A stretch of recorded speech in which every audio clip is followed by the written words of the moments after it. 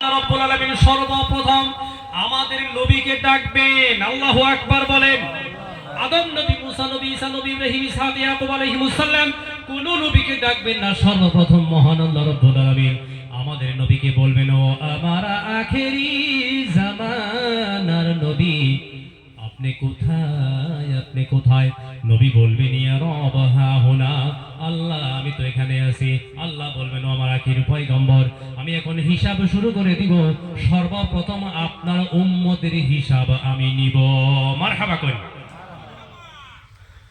সর্বপ্রথম আমি আপনার উম্মতের হিসাব আগে আরম্ভ করব। আদম নবীর উম্মত না, ঈসা নবীর উম্মত না, প্রথমে আমি আখিরি নবীর উম্মত, মানে এই উম্মতের হিসাব আগে হবে। সুবহানাল্লাহ কইন। নবীজি সাল্লাল্লাহু আলাইহি সাল্লাম থর করে কাঁপতে থাকবেন। নবীজির শরীর থেকে ঘাম বের হয়ে যাবে। কেন জানেন নি? ওই সময় নবী দেখবেন, ডান দিকে তাকায় দেখবেন আদম নবী বলবেন নাফসি নাফসি, বাম দিকে নূহ নবী নাফসি নাফসি, সম্মুখে মুসা নবী, ঈসা নবী নাফসি নাফসি আলাইহিমুস সালাম। আমার যুবক ভাইরা, মুরব্বী বাবাজিরা, নবী মনে মনে ভাববেন, যেখানে নবীদের অবস্থা নাফসি নাফসি, আমার উম্মত কেমনে আল্লাহর সম্মুখে কথা বলবে? কথা ঠিক না ঠিক? নবী আমার পরিশান, নবী আমার অস্থির হয়ে যাবে। ও যুবক বন্ধু, আমার মুরব্বী বাবাজিরা, এইবার নবীজি সাল্লাল্লাহু আলাইহি সাল্লামকে আল্লাহ তৃতীয়বার ডাকবেন। একবার দুইবার নবী শুনতে থাকবেন, কিন্তু কি করবেন না করবেন হতভম্ব হয়ে যাবে।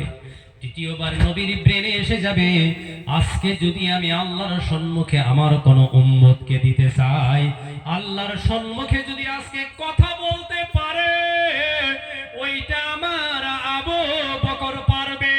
আল্লাহু আকবার কর, আল্লাহু আকবার।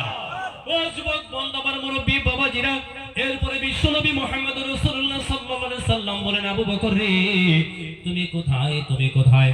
আবু বকর সিদ্দিক রাদিয়াল্লাহু তাআলা বলবেন, ইয়া রাসূলুল্লাহ, ইয়া হাবিবাল্লাহ, আমি তো আপনার পাশে আছি। নবী বলবেন, আবু বকর তুমি রেডি হয়ে যাও, আজকে হাশরের ময়দানে সর্বপ্রথম তোমার হিসাবটাই আগে হবে। আবু বকর সিদ্দিক রাদিয়াল্লাহু তাআলা ভয় পেয়ে যাবে, চোখ থেকে দরদর করে পানি ছেড়ে দিবেন।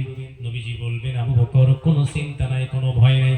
আবু বকর সিদ্দিক বলবেন, ইয়া রাসূলুল্লাহ, আমার পক্ষে সম্ভব হবে না, আমি ভয় পাই, আল্লাহর আদালতে আমি যাইতে পারবো না। তার কারণ আমি 37 বছর বয়সে ইসলাম গ্রহণ করেছিলাম। এর আগে বারবার দেবদেবী মূর্তি পূজা করেছি।